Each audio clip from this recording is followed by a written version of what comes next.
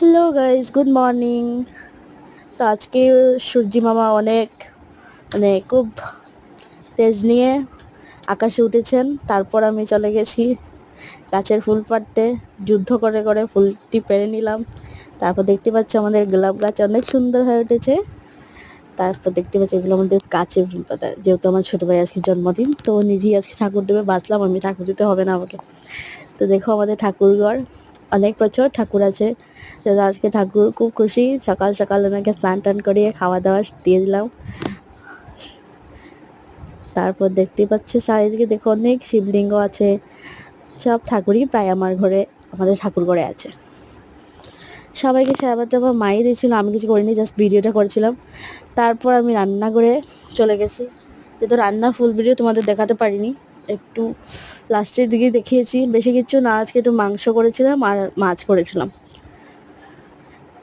তারপর আমার দুই ভাইকে খেতে দিয়েছি, যে বার্থডে বয় যিনি দেখছেন, ওদেরকে খেতে দিয়ে আমি স্নান টান সেরে বিকেলে সন্ধ্যের সময় মা বলে চলো একটু মার্কেটে যাই। তো মার কথা শুনতেই হবে। মা বাচ্চাদের কাপড় দেখে বলছে এগুলো নিয়ে নিই, এগুলোর দাম ছিল 500, একটা জামা 500 টাকা ছিল। আমি বলো কার জন্য নেবে, কোনো ছোটো মেয়ের তো, বাচ্চাই তো নেই আমাদের ঘরে। তারপরে আমরা গেছিলাম বিট্টু মার্কেটে গিয়েছিলাম। আমি মার পিছে পিছে হাঁটছি, কারণ সামনে গেলেই বকা দেবে।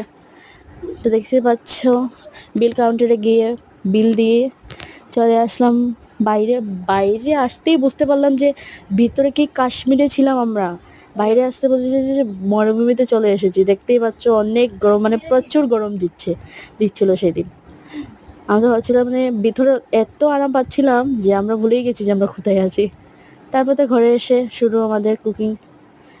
রান্না বাড়া তো শুরু হয়েছে, বেশি কিছু করিনি, জাস্ট একটু ঘুগনি করেছিলাম আর রুটি। তো আমাদের ছোট্ট ছোট্ট ভাই বোন চলে এসেছিলো, আমার বড় পিসির ছেলে মেয়ে চলে এসেছিলো। তো ওরা সবসময়ই আমাদের কিছু করলে বা কিছু জন্মদিন পূজা হলে ওরা সবসময় আছে, ভালো লাগে ওদের।